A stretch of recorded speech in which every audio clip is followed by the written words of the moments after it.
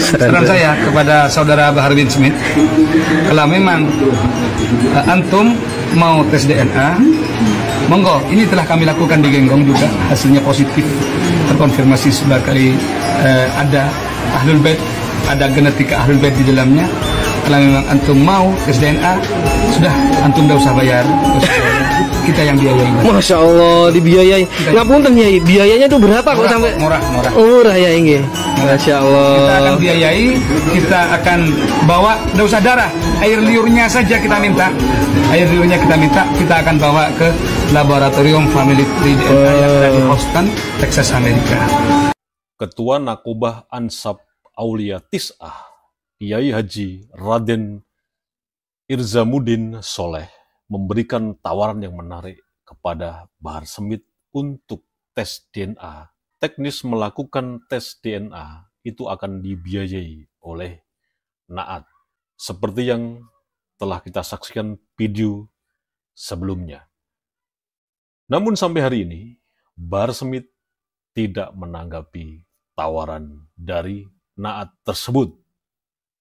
Malah, ini juga kabar yang sangat mengejutkan. Ada salah satu lembaga LBH Yogyakarta yang melaporkan tentang tesis Kiai Haji Imaduddin ini ke kepolisian. Kita belum tahu, artinya belum terkonfirmasi secara jelas, apakah tesis Kiai Haji Imaduddin ini benar-benar dilaporkan oleh sebuah yayasan LBH yang ada di Yogyakarta. Karena seperti biasanya ketika sesuatu yang viral, yang sedang jadi polemik, pembicaraan hangat di media sosial, dimasukkan dalam pelaporan ke polisi, tentu saja kepolisian akan melakukan pers konfres untuk bisa disaksikan ke semua media sosial. Tapi sampai detik ini, belum ada satupun pihak dari kepolisian atau Polda Daerah Istimewa Yogyakarta yang melakukan pers konfres tentang laporan tersebut. Dari narasi yang dilaporkan oleh LBH Yogyakarta ini ke Polda DIY, isinya adalah bahwa tesis Kiai Haji Imaduddin secara etika, secara metodologi, itu batal. Dan kemudian yang menarik untuk disimak, ini adalah ditambahin juga pernyataan bahwa tesis Kiai Haji Imaduddin itu jangan dipublish, sebaiknya untuk kepentingan internal saja. Ini saya jadi ingat, kenapa polanya hampir sama? Maksudnya apa? Pola-pola yang dilakukan oleh kelompok-kelompok Ba'alawi ini dan para pengikutnya ini sama. Kita masih ingat, 2 orang mantan FPI yang mendatangi pondok pesantren Gus Puat Pleret.